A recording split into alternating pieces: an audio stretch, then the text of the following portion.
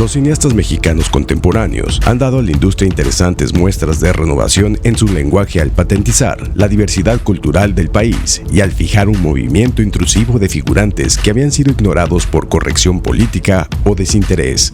En este sentido, los actuales filmes nacionales tienden a romper con la linealidad del tiempo narrativo, encaran el tejido social, desmitifican los roles de antaño y abren espacios homoeróticos, conquistando así el lugar que desde principios de los años 90 la pantalla grande nacional demandaba. ¿Quién mejor que Cuautli Jiménez Vargas en este sexto episodio de nuestra quinta temporada para dialogar qué es estar en contra de las cuerdas sin dejar de gritar ¡que viva México! Originario de Villahermosa, Tabasco, es egresado de Casa Azul Artes Escénicas Argos. Ha participado en películas como Los Adioses, Carmín Tropical, La Habitación, Las Buenas Hierbas, Kilómetro 31 Sin Retorno, Somos lo que hay, entre otras. Bajo la dirección de Horacio Alcalá, protagoniza junto a Noé Hernández y Ángeles Cruz el largometraje Finlandia. Ha estelarizado en televisión series como Tres Milagros y en series como Narcos México de Netflix, Fear the Walking Dead de AMC, Run Coyote Run, La Querida Centauro, Capadocia, El Señor de los Cielos, Capitán Camacho, entre otras. Su experiencia en teatro también es vasta.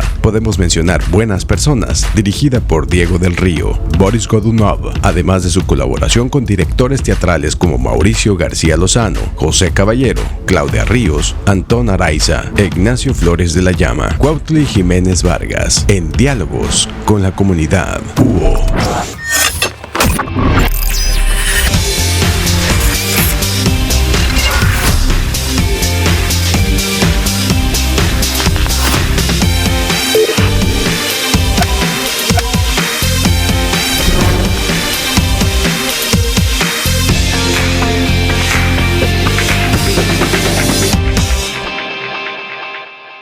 Bienvenidos a este diálogo de la quinta temporada de Diálogos con la Universidad Olmeca, y nos da mucho gusto tener hoy a una persona con la que vamos a hablar de pues, un tema que se está volviendo cada vez más recurrente y obligado de tratar, porque después de muchos años en el que el cine mexicano se vio pues, en una situación compleja, obviamente después de esa época dorada, ¿no?, que tuvimos en los años 30, 40, 50, hasta 60 del siglo pasado. Hoy estamos, sin lugar a dudas, volviendo pues, a presentar, sobre todo en el contexto internacional, trabajo que vale la pena comentar. Y obviamente también el hecho de que hay personas como Luis Estrada, que acaba de pues, iniciar la difusión de una película, Que Viva México, que pues Luis Estrada tuvo un trasiego complejo porque tuvo pues ahí un intento de poner en las plataformas streaming, de lo que vamos a hablar, y Viva México, Que Viva México se está convirtiendo en un tema importante, y pues eso nos ha dado la oportunidad, dado que tanto mi compañera Olga como Julio se les ocurrió con muy buena idea convocar al día de hoy a Cuautli Jiménez Vargas, actor tabasqueño, hijo de dos personas a las que yo estimo mucho, su madre hoy la responsable del tema de las mujeres, un tema muy importante, Anely Vargas, y a Pedro Jiménez León, que es pues un hombre muy conocido y reconocido en nuestro territorio, un político de mucho tiempo. Y bueno, yo a Cuautli lo conocí hace algunos años que no lo veía, y me da mucho gusto, Cuautli, que estés con nosotros. Te doy la bienvenida. Gracias, Emilio, gracias, muchas gracias por esa presentación y por ese recibimiento, y con gusto para iniciar esta plática que pueda ser vista por los alumnos y tomar en cuenta distintos puntos de vista, ¿no?, sobre el cine, sobre las plataformas, sobre la carrera a la que me dedico, y estar abierto también a preguntas o inquietudes. Muchos nos hemos confinado de alguna manera, y a partir de esta nueva normalidad, pues hemos observado ahora estas ofertas de las diferentes plataformas. ¿Tú cómo observas esto? ¿Ha ayudado al cine en general? No me voy a referir ahorita específicamente al mexicano. ¿Ha ayudado a que las personas veamos más películas, tengamos una variante más amplia? ¿Cómo observas tú el tema de las plataformas, Cuautli? Yo pienso que tiene dos maneras de verse, una muy positiva y otra más o menos. La positiva es que sin duda creo que ha ayudado como una herramienta de difusión para el cine mexicano. Hace unas pocas semanas, por ejemplo, tuvimos el caso de una película que se llama Ruido, de Natalia Beristain, que trata el tema de una madre que está en busca de su hija desaparecida, algo que pasa lamentablemente muy seguido en nuestro país, y fue una película que se convirtió número 1 de vistas en la plataforma en México y en otros países de Latinoamérica. Y después de la pandemia, como bien decías, el cine mexicano tuvo nuevamente otro reto enfrente, que era hacer que la gente volviera a las salas.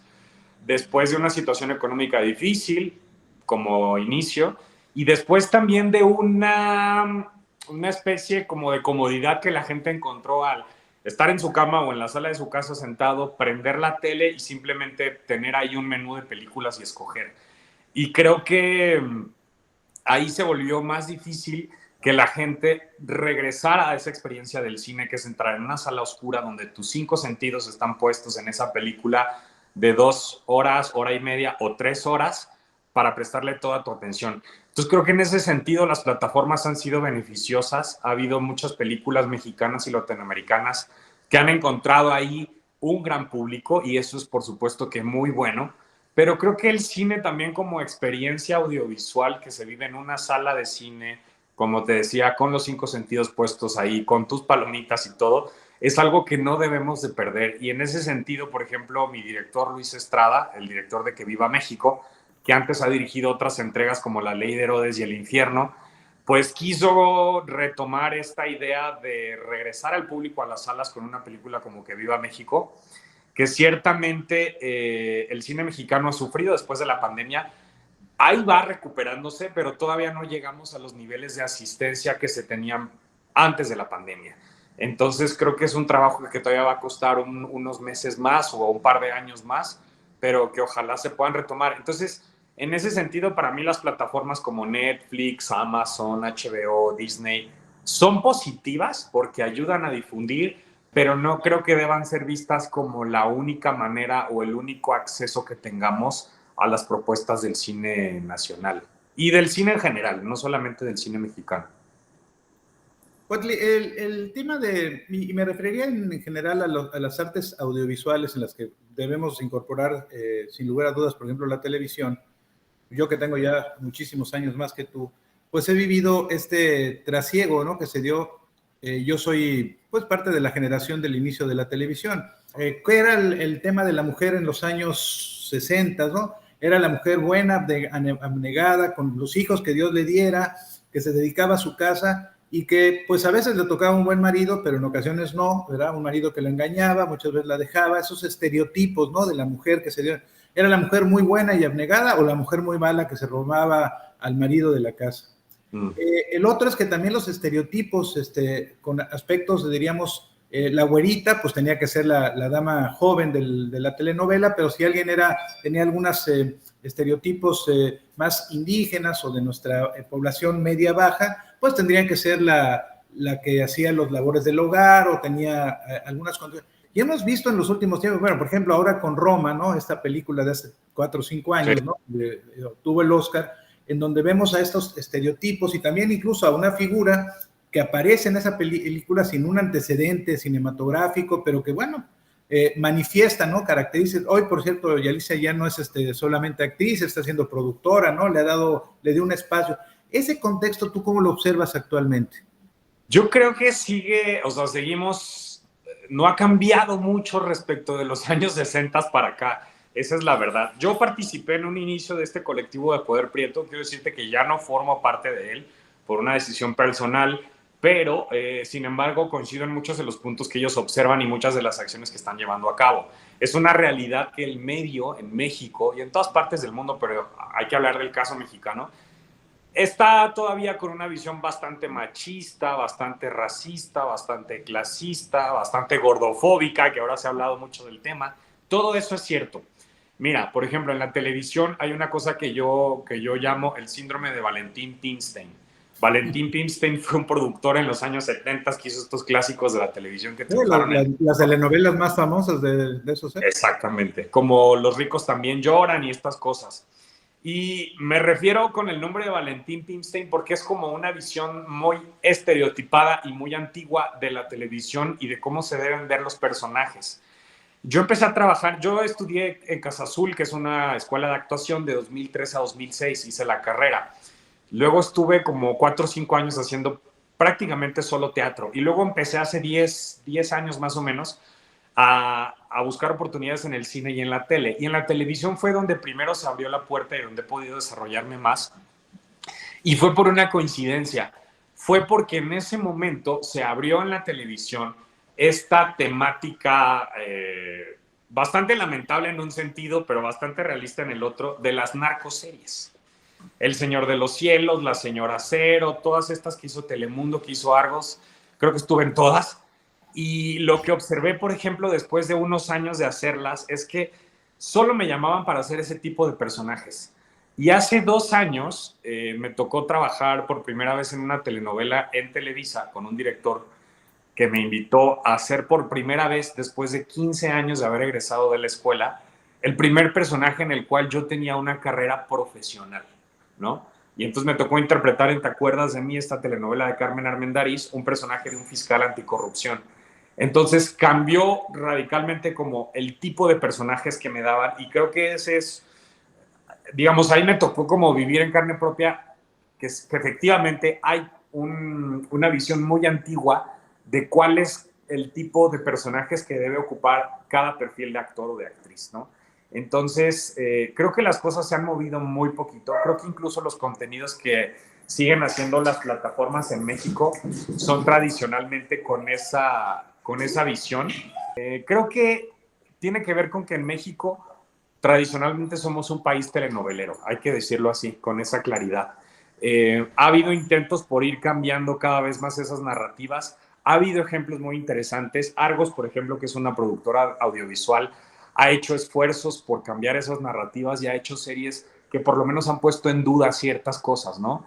Han sido los creadores de Mirada de Mujer, de Nada Personal, más recientemente de otras series muy interesantes como Las Aparicio, que hablaba del rol de la mujer desde un lugar muy distinto, ¿no? Como mujeres, por ejemplo, exitosas, profesionistas, que tenían mucho mayor control de su sexualidad y que podían hablar de eso abiertamente. Entonces creo que esos ejemplos son muy valiosos, pero creo que son los menos, siguen siendo los menos en esta industria. Y ahorita hay un movimiento y hay un intento de productores, algunos, de escritores y de directores y directoras por cambiar esas narrativas y por entrar con tipos de historias distintas. Pero creo que todavía nos falta un largo camino en México. ¿Por qué el área artística? ¿Por qué ser actor en un país en donde, pues eso es un tema complicado, se necesita padrinazgo, se necesita tener ciertos contactos, un representante que pueda ubicarte en estas telenovelas, en estas películas? Sí es una carrera difícil, eso no te lo voy a negar, es muy complicada, sí lo es, tampoco es imposible. La verdad es que en el momento en el que yo decidí ser actor fue como por mucha intuición, no tenía gran conocimiento del tema, no tenía ningún contacto realmente cercano con las artes. Terminando la prepa, vi 2 películas, por lo menos 2, que me gustaron mucho y que me llevaron como a plantearme la idea de estudiar dirección de cine primero. Una se llama Perfume de Violetas y la otra se llama, una película mexicana, y la otra se llama El Espinazo del Diablo, de Guillermo del Toro, que las dos fueron alrededor del 2001-2002. Después, la verdad es que con bastante inocencia e ignorancia, dije, no, mejor en vez de director de cine quiero ser actor. Tuve la fortuna de que mis papás me apoyaron y me dijeron, órale, va. Fui a ver las escuelas, entré a estudiar la carrera en Casa Azul en el año de 2003. Y en el segundo año de la carrera fue donde realmente hice clic y encontré por qué quería hacerlo. No sabría explicarlo de manera muy racional, pero sí hay algo que sucede.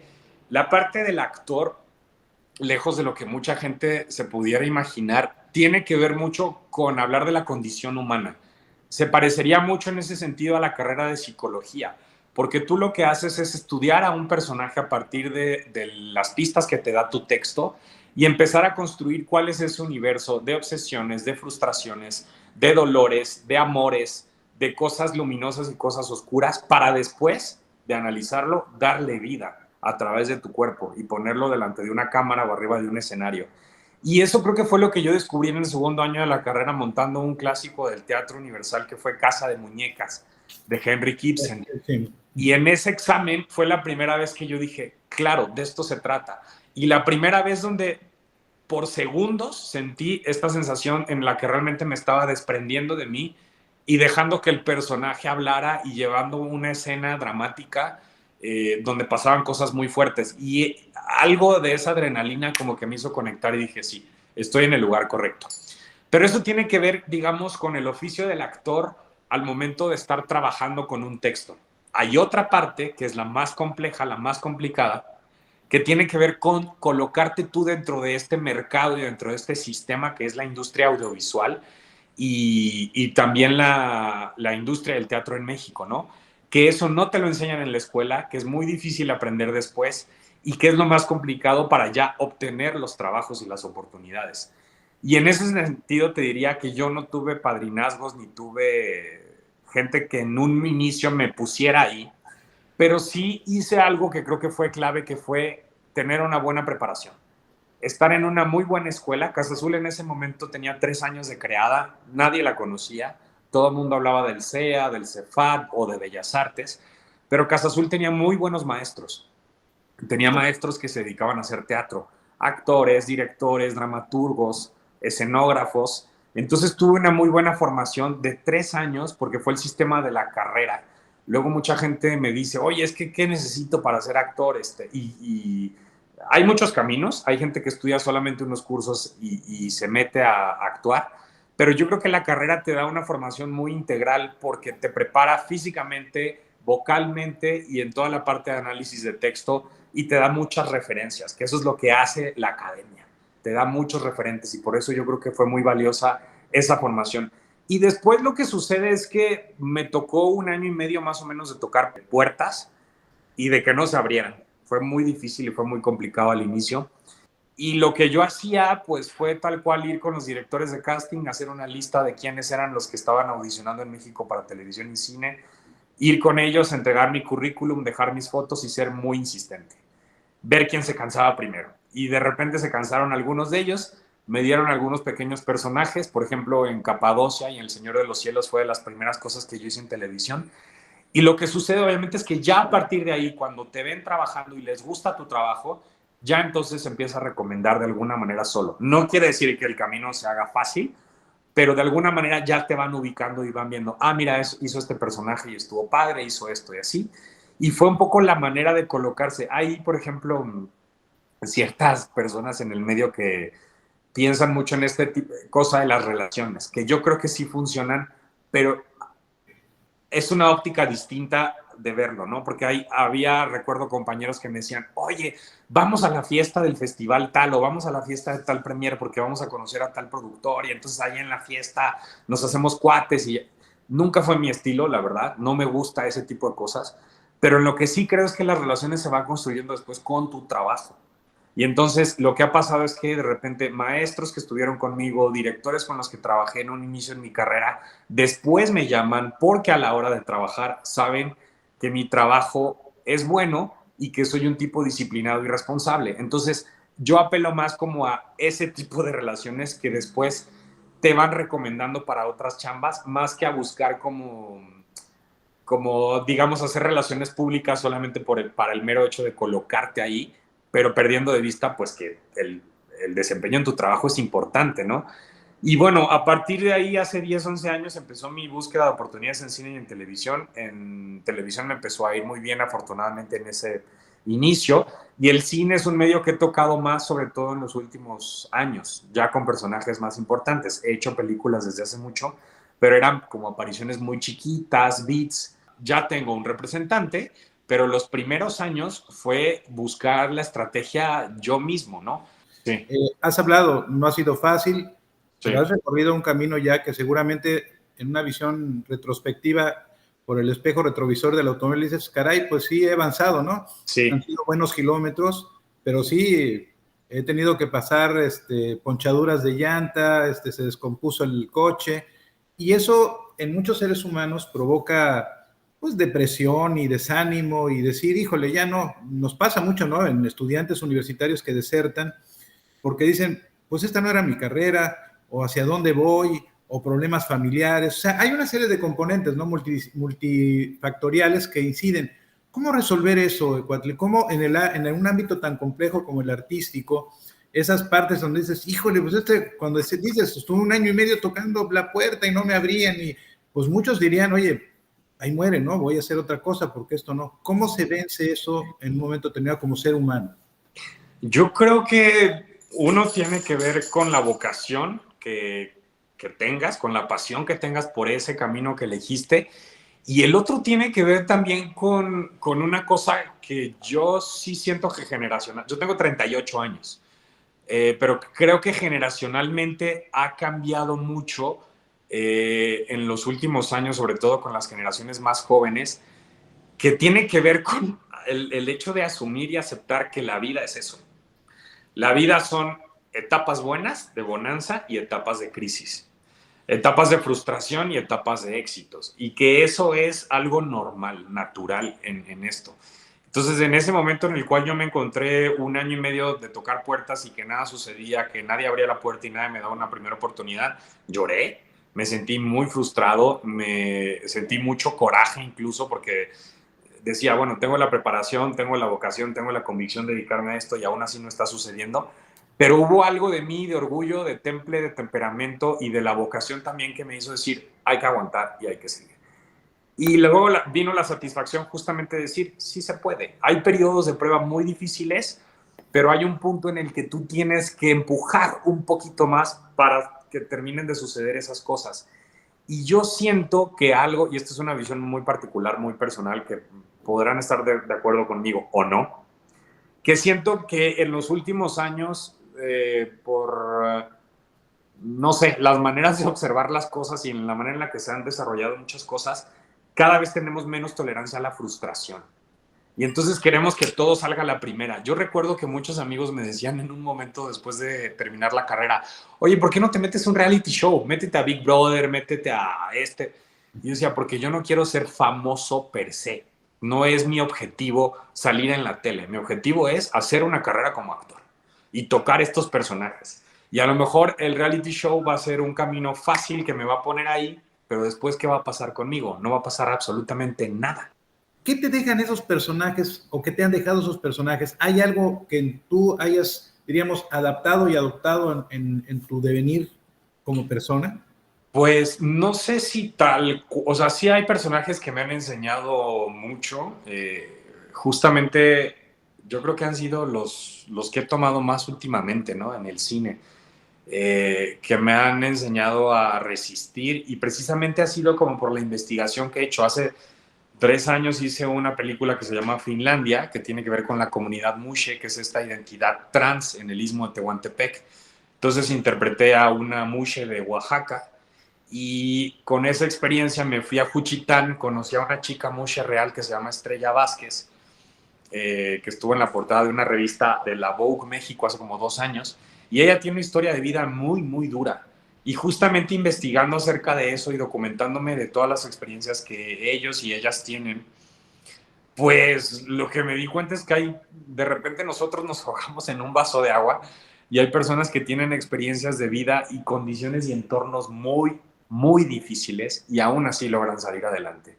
Entonces, sobre todo creo que eso es lo que me ha dejado los personajes.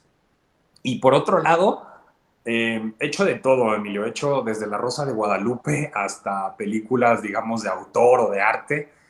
Y al principio, la verdad es que fue una cosa muy práctica, muy pragmática de decir, a ver, yo necesito sí trabajar, pero también necesito mantenerme, ¿no? Necesito poder pagar mi renta, necesito poder pagar mis cosas, ser independiente económicamente y autosuficiente. Y entonces tocaba proyectos de teatro, pero también tocaba cosas de televisión, si quieres, muy comerciales, muy melodramáticas, pero ambas me ayudaban, porque unas, por ejemplo, las primeras cosas que hice de televisión, me ayudaban sobre todo a generar experiencia ante la cámara, que tiene sus propios códigos y que hay una técnica también para trabajar en la cámara, ¿no? Conocer tu marca, conocer tu luz, estar apto para hacer la misma escena 7 veces repetidas, una tras otra, trabajar con un compañero difícil a veces. Y luego estaba el teatro, ¿no? Que digamos que como actor me daba un poco más de satisfacciones, si quieres, espirituales o que tenían más que ver con mi vocación de trabajar textos más complejos, personajes más complejos. pero de las dos aprendía, las dos me daban como esa experiencia y siento que el camino andado pues ha sido de eso, ¿no? Aprender como de todos los medios, de distintos entornos, de trabajar con distintos directores y creo que eso al final te da muchas herramientas para poder avanzar en esta carrera que va cambiando día a día muy, muy rápido. Hablaste tú de los maestros, buenos maestros, creo que es la clave fundamental en toda institución, desde la preescolar hasta educación superior. Sí. Voy a hacer un símil porque me parece que es el correcto. Un director, ¿no? De teatro, de cine, de televisión, pues es el maestro.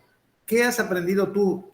Referiste hace un poco momentos a Luis Estrada, ¿no? Que que además de ser un excelente director, pues ha sido un hombre que se ha abierto puertas en momentos complejos, ha decidido y tomado decisiones, a veces buenas, a veces malas, como pasa.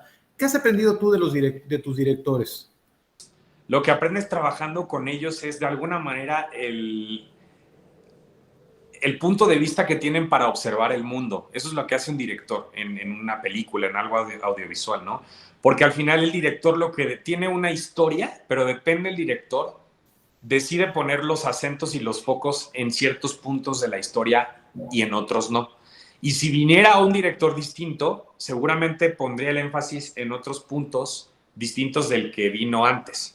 Entonces, al trabajar con directores como Luis Estrada, por ejemplo, lo que aprendes es a admirar, pero también a reconocer esa manera particular que tienen de observar el mundo.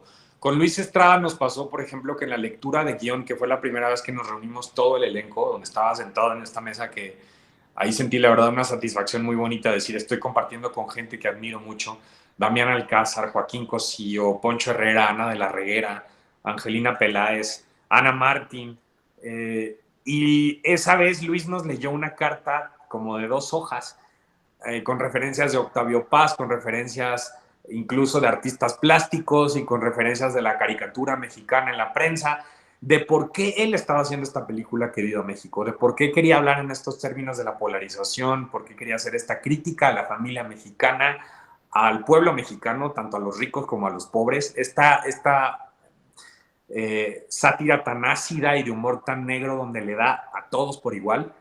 Y me pareció muy interesante justo esa visión del mundo. Y creo que lo que aprendes de los directores es aprender a ver puntos de vista muy distintos. A veces no vas a estar de acuerdo con ellos, pero sin duda enriquece ver esas visiones distintas del mundo, porque más adelante te van a servir y porque al final creo que trabajar en el ámbito en el que sea, en la empresa o en la parte artística o donde sea, siempre significa un trabajo en comunidad.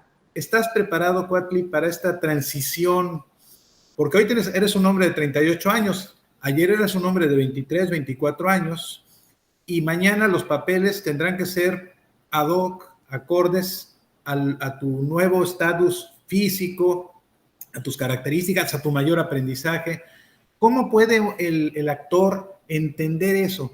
Que hoy puede ser el galán joven, pero mañana vas a ser el papá del galán joven y pasado mañana el abuelo del papá, del abuelo del papá, ¿no? Ahorita de alguna manera estoy en un momento bueno porque los 30 y los 40 años son donde, y eso está demostrado y medido, donde en la industria para los hombres vienen los mejores papeles, ¿no? Entonces, digamos que ahorita estoy ocupado y preocupado por hacer bien mi trabajo, por conseguir proyectos interesantes que me gusten, que signifiquen como un crecimiento como actor, pero sé que eso va a tener una caducidad también. Entonces también estoy preocupado por ahorrar, que también es importante, hacer un patrimonio y tener muy bien los pies sobre la tierra, ¿no? Creo que sin duda hay, y eso me lo ha dado también, ¿sabes qué? La experiencia de justamente empezar con papeles en donde de repente entro y digo, aquí está la carta y me voy, con beats donde nadie se acuerda de mí, donde a lo mejor ni me vi a cuadro. Luego he podido tocar papeles protagónicos ya en cine, en televisión, algunos, y de decir, todo esto es pasajero, ¿no? Hoy a lo mejor es el protagonista y te toca que te consientan en el camper y que te diga el señor y lo que sea, pero no hay que dejarse llevar por eso y pensar que eso va a ser eterno. Y tampoco hay que basar, creo, ni tu autoestima, ni tu realización en la vida en esas cosas, porque esas se van a ir eventualmente. Sí, es algo que inevitablemente va a pasar. Con la edad, de repente los papeles se van a acercar y después con más edad los papeles se van a ir. Y fíjate que tocaste el ejemplo de López Tarso, que a mí me encantaría. De repente me preguntaban en algunas entrevistas, ¿qué papel te falta por hacer? ¿Cuál quieres hacer? Pues no sé, ¿no? Hay uno que sí quiero hacer, que es Otelo, de Shakespeare. Quiero hacerlo en algún momento en el teatro, me encantaría.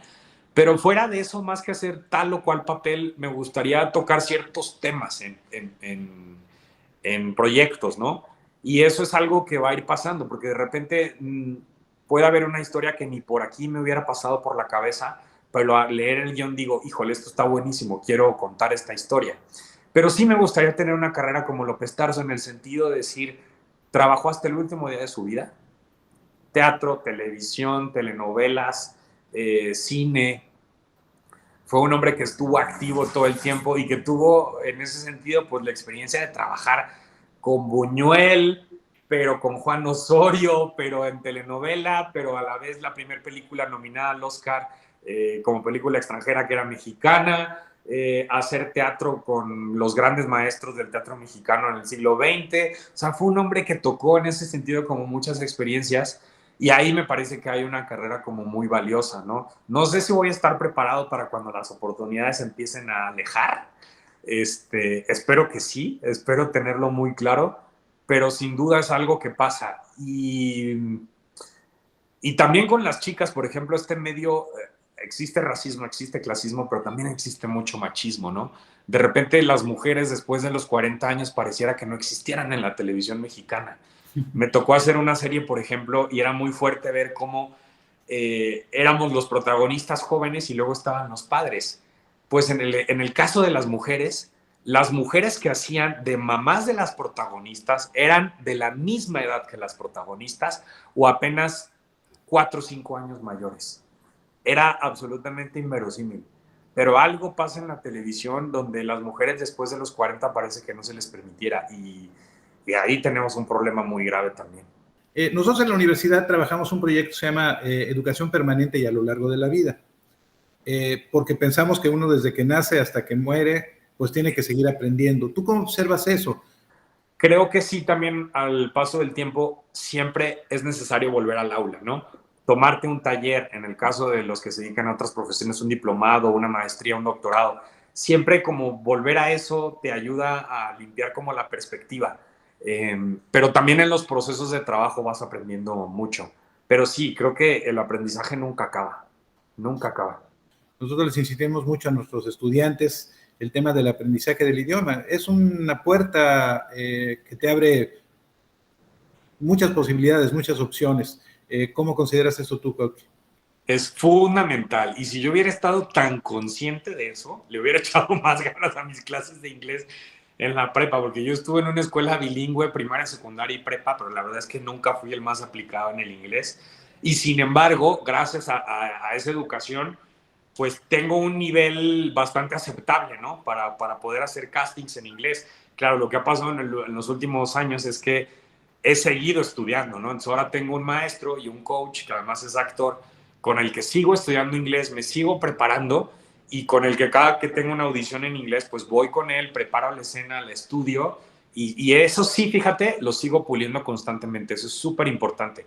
Y esta oportunidad en Fear the Walking Dead, que si la quieren ver está en la plataforma de Prime, en Amazon, estoy en la temporada 2, en los últimos 3 capítulos, con un personaje que se llama Reinaldo.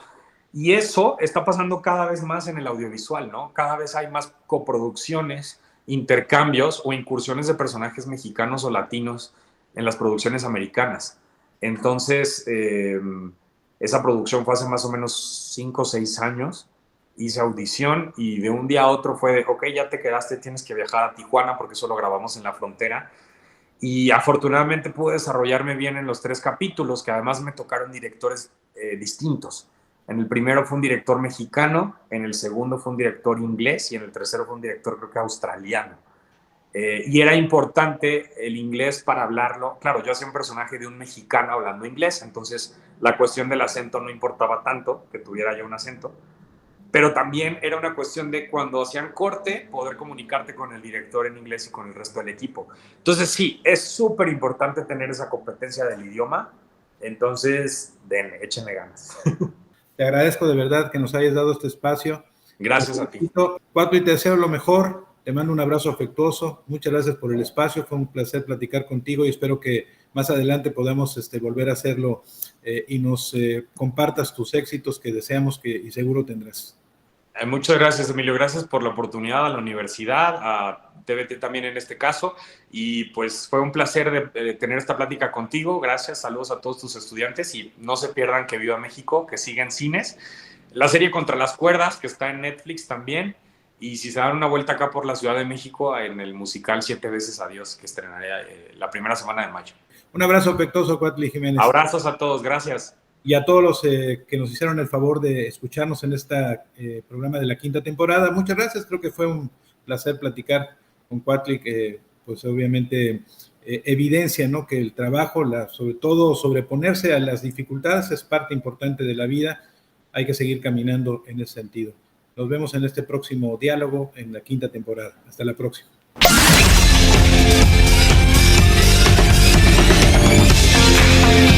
Universidad Olmeca. Raíz de sabiduría.